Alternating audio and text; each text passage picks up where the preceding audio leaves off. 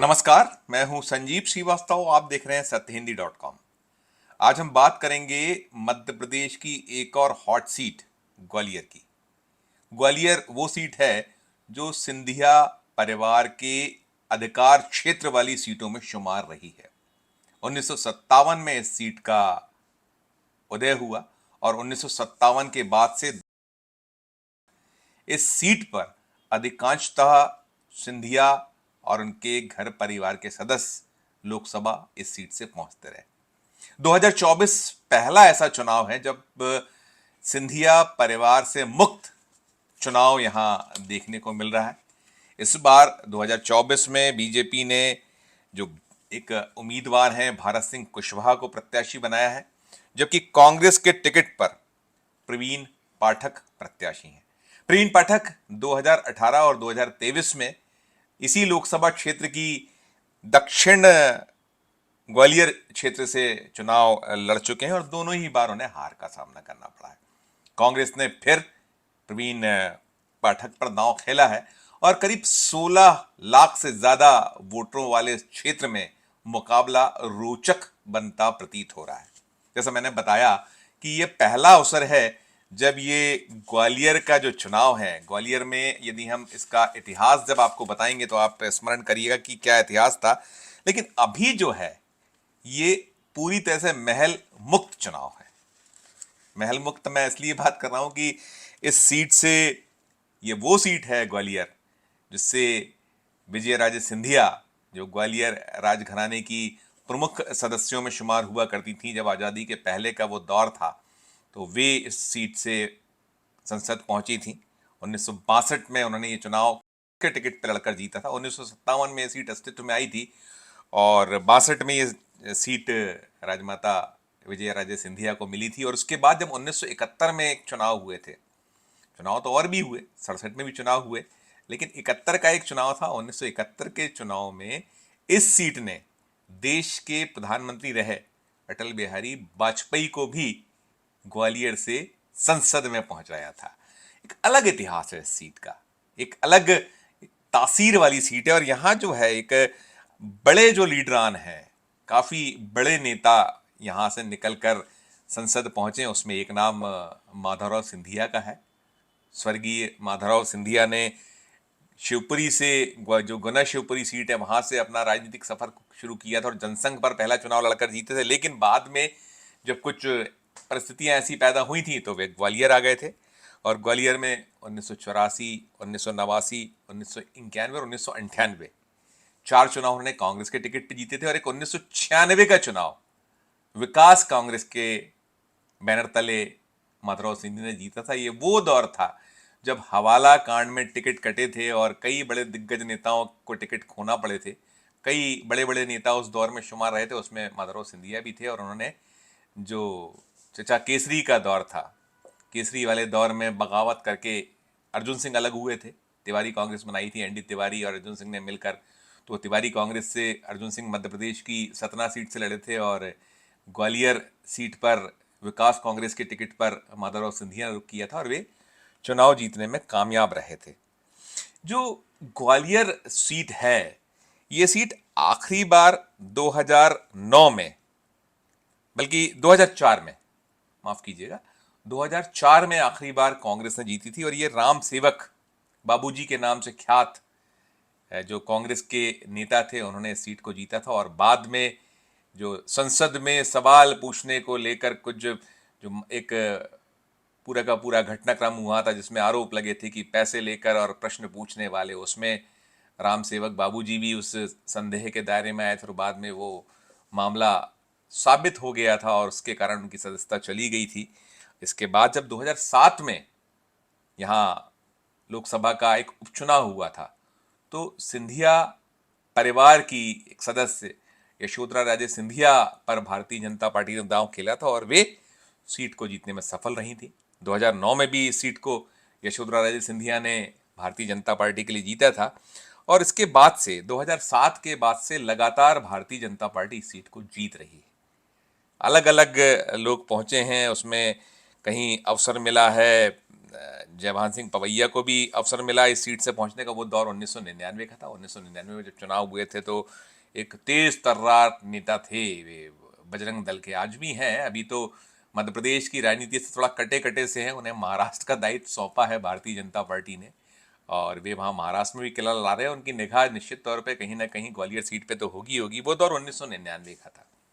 बजरंग दल का एक दौर था, वो बजरंग दल के बड़े ऐसे नेताओं में शुमार रहे थे जिनकी चर्चा जबरदस्त हुआ करती थी। यदि वो जो राम मंदिर वाला जो पूरा का पूरा आंदोलन था, उसके बड़े प्रमुख एक चेहरों में शुमार थे जयभान सिंह पवैया, तो वो थे। और 2007 के बाद से, जैसा मैंने बताया कि ये सीट बीजेपी के पास है, लगातार इस सीट को भारतीय जनता पार्टी जीत रही है। 2014 में नरेंद्र सिंह तोमर ने सीट को जीता था, जो केंद्र में मंत्री रहे हैं। नरेंद्र सिंह तोमर काबीना के सदस्य रहे और बड़े ऐसे चेहरों में वो शुमार हैं कि उनको बहुत प्रमुखता से जगह मिली हुई थी मोदी कैबिनेट में। अब वो मध्य प्रदेश वापसी उनकी हुई है, विधानसभा के सदस्य हैं और विधानसभा के अध्यक्ष हैं इस समय। जब मध्य प्रदेश में मोहन यादव की सरकार है तो वे निर्वहन कर रहे हैं अध्यक्ष पद का। 2019 में ये सीट विवेक शेजवलकर, जो भारतीय जनता पार्टी के ऐसे चेहरे रहे हैं जिन्होंने महापौर पद भी यहाँ जीता था, सीट जीती थी, उन्होंने सीट को जीता था। और इनके पिता नारायण शेजवलकर, जो संघ से बड़े निकट चेहरों में शुमार रहे, संघ के बड़े ऐसे प्रमुख सेवकों में शुमार रहे, साथ साथ उन्होंने जनसंघ में बड़ा अपना योगदान दिया उसको खड़ा करने बनाने में, इस क्षेत्र को पूरे के पूरे। साथ साथ बीजेपी के लिए वे किला लड़ाते रहे और उन्होंने 1977 और 1980 में सीट को जीता। तो बड़ी अलग तासीर की ये सीट है ग्वालियर। ग्वालियर में बहुत सारे ऐसे दृश्य रहे हैं जो देश में उसका चर्चाएं रही हैं। माधवराव सिंधिया ने केंद्र में लंबे वक्त तक मंत्री पदों का निर्वहन किया। वो 2002 में जो उनकी प्लान क्रैश में मृत्यु हुई थी, उस वक्त तो वे आखिरी समय में गुना शिवपुरी से अंतिम चुनाव वाला उन्होंने जीता था और वो उस समय केंद्र में मंत्री थे। और वो उसके उनके देहावसान के बाद वो ग्वालियर जो चंबल क्षेत्र का जो, या ग्वालियर जो सिंधिया परिवार है, उस परिवार की बहुत ऐसी सीट जहाँ से उनके पूरे के पूरे परिवारजन कोई ना कोई लड़ता रहा और जीतते रहे। उसमें हमने अभी इसके पहले जब पूरी की पूरी समीक्षा की थी, या हमने चुनाव क्षेत्र से रिलेटेड जानकारी दी है गुना शिवपुरी, उसमें हमने बताया है कि कैसे, चाहे वो विजयराजे सिंधिया हों, माधवराव सिंधिया हों, और अब इस समय तो ज्योतिरादित्य सिंधिया और सीट के लिए मैदान में है, तो वो एक अलग है। हम बात ग्वालियर तक ही सीमित रखेंगे अपनी। ग्वालियर में जब हम बात कर रहे हैं तो अभी जो मुकाबला है, इस बार का मुकाबला रोचक माना जा रहा है। ये सीट जो है, जो प्रत्याशी हैं भारतीय जनता पार्टी के, नरेंद्र सिंह तोमर के कट्टर अनुयायियों में, कट्टर समर्थकों में शुमार है। और ग्वालियर पूरा का पूरा ऐसा क्षेत्र है जहाँ बड़ी लंबी फहरिस्त है बड़े बड़े नेताओं की। प्रभात झा हों, जो भारतीय जनता पार्टी के अध्यक्ष रहे हैं, जयभान सिंह पवैया का मैंने नाम लिया ही लिया, साथ साथ अनूप मिश्रा जो अटल बिहारी वाजपेयी जी के भांजे हैं, तो एक पूरी की पूरी, खुद नरेंद्र सिंह तोमर इसी ग्वालियर चंबल संभाग का प्रतिनिधित्व करते हैं।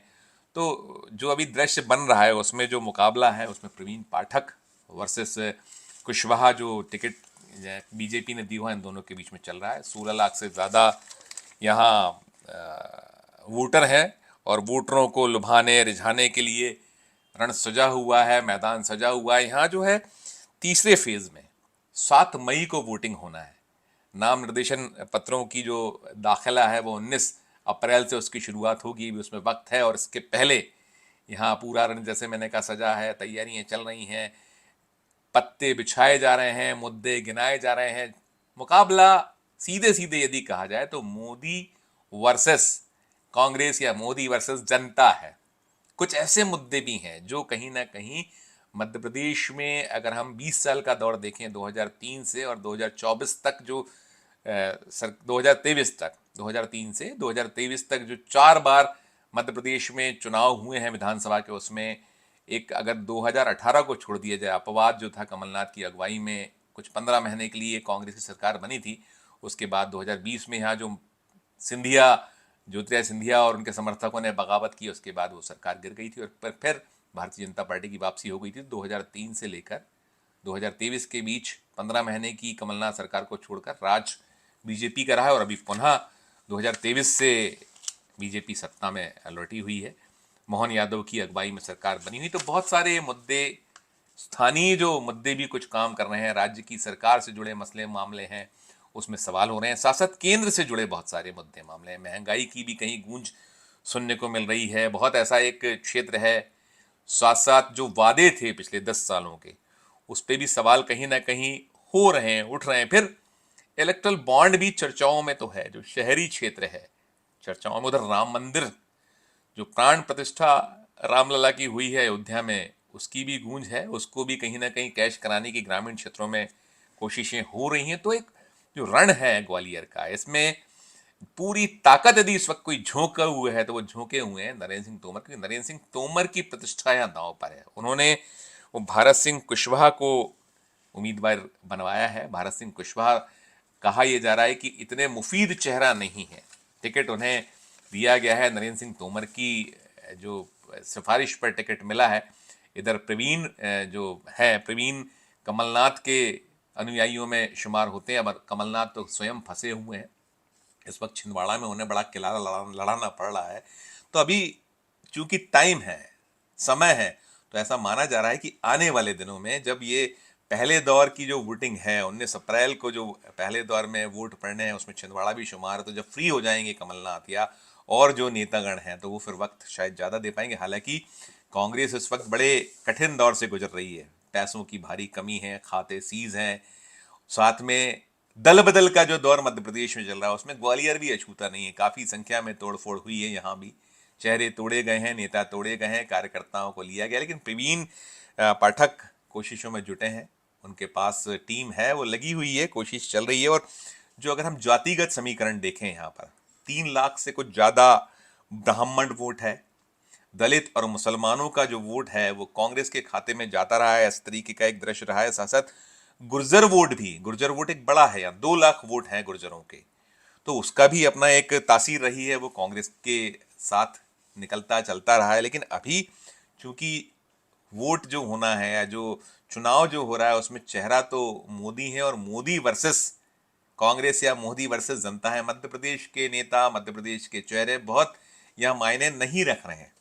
जो कुछ टिका हुआ है पूरा का पूरा चुनाव, देश भर में जैसी स्थिति है वही स्थिति ग्वालियर में है, ग्वालियर अलग नहीं है। और जो कांग्रेस के प्रत्याशी हैं, उनको थोड़ा सा वेटेज इसलिए भी दिया जा रहा है कि एक वो जमीन से जुड़े लीडरों में शुमार हैं। जब चुनाव हारे थे वे, उसके बाद उन्होंने 10,000 किलोमीटर की अपने क्षेत्र में पदयात्रा की, जाना पहचाना सा नाम है, चेहरा है, तो रोचकता इसीलिए बनी हुई। और साथ साथ अभी खुद ज्योतिरादित्य सिंधिया फंसे हैं गुना शिवपुरी में, तो गुना शिवपुरी में उनके फंसे होने, और वहां भी गुना शिवपुरी की सीट पे भी जो मतदान होना है तीसरे चरण में 7 मई को होना है, तो वहां कितना क्या वक्त दे पाएंगे। और वैसे इस बार जो मैंने कहा मैल मुक्त है। अब तक यदि 2019 के दौर को देखें, 2019 का जो चुनाव था लोकसभा का, तब तक ज्योतिरादित्य सिंधिया कांग्रेस में हुआ करते थे और उनकी पसंद नापसंद पर ग्वालियर का टिकट फाइनल हुआ करता था। एक अलग उनकी जो संगठन कांग्रेस में जब वो होते थे, तो उनकी एक ऐसी पहचान थी, ऐसा उनको एक नेतृत्व से सहयोग मिला हुआ था कि अगर वो ग्वालियर जो चाहते थे वो कराते थे। इस बार नरेंद्र सिंह तोमर किला लड़वा रहे हैं बीजेपी के लिए, क्योंकि अब सिंधिया बीजेपी में, कांग्रेस तो अपने स्तर पर है, महल मुक्त हुई है कांग्रेस, तो वहां थोड़ा स्वच्छंदता है, स्वच्छंदता के साथ साथ अवसर मिल रहा है सेकंड थर्ड लाइन को काम करने का, होने का। तो अपने स्तर पर पूरा का पूरी टीम और सब जुटे हुए, और एक बड़ा जो कांग्रेस के पास में गिनाने के लिए है, वो गिनाने के लिए है कि देखिए सिंधिया ने जो जिस तरीके से बगावत की थी, उन पर तो कांग्रेस ने गद्दार होने का आरोप लगाया है। जनता भी कहीं ना कहीं इस शब्द को उकेरती है, कहीं बात होती है अब खुल के होने लगी, कहीं ऐसा नहीं है कि कोई एक जो लाज संकोच भय हुआ करता था। क्योंकि ग्वालियर या गुना शिवपुरी सीट है, या ग्वालियर चंबल का जो पूरा संभाग है, क्षेत्र है, उसमें सिंधिया परिवार ने काफी कुछ अपना योगदान दिया है। लेकिन उनके साथ साथ जो विरोध होता रहा है उनका बीजेपी में, तो पहले जब कांग्रेस में होते थे सिंधिया, तो बीजेपी खुलकर विरोध किया करती थी, तो बहुत सारी चीजें गिनाया करती थी। यही प्रभात झा, यही जयभान सिंह पवैया बड़े खुलकर बात करते, चाहे माधवराव सिंधिया जी हों या ज्योतिरादित्य सिंधिया हों, क्या कुछ नहीं कहा है इन्होंने। बुकलेट्स बटी हैं, पर्चे बटे हैं चुनावों में, और कोई चुनाव ऐसा नहीं जाता था जब ये जिक्र ना हो गद्दारी का, जो उस राजवंश के दौर की गद्दारी का बहुत जिक्र हुआ करता था। अब तो चूंकि सिंधिया भारतीय जनता पार्टी में है, तो अब उनके आंखों के तारे हैं, उनके तो उम्मीदवार हैं। वहां गुना शिवपुरी में वही भाजपा जो कल तक पानी पी पी कर सिंधिया को कोसा करती थी, ज्योतिरादित्य सिंधिया को, या ज्योतिरादित्य सिंधिया जिस बीजेपी को कोसते थे, तो दोनों गलवहियां करे हुए हैं, दोनों एक दूसरे की मदद कर रहे हैं। तो वो एक दृश्य अपना है। इधर यहाँ गिनाने के लिए जो मैं बात कर रहा था कि सिंधिया के जाने के बाद, जब सिंधिया ने इस सीट को छोड़ा था, यानी जब वो बीजेपी में गए थे, तो उनके बीजेपी में जाने के बाद पहली बार 1900 जब से आजादी के बाद से पहली बार ऐसा हुआ था कि मेयर का चुनाव कांग्रेस ने जीतकर एक इतिहास रचाया इस सीट पर।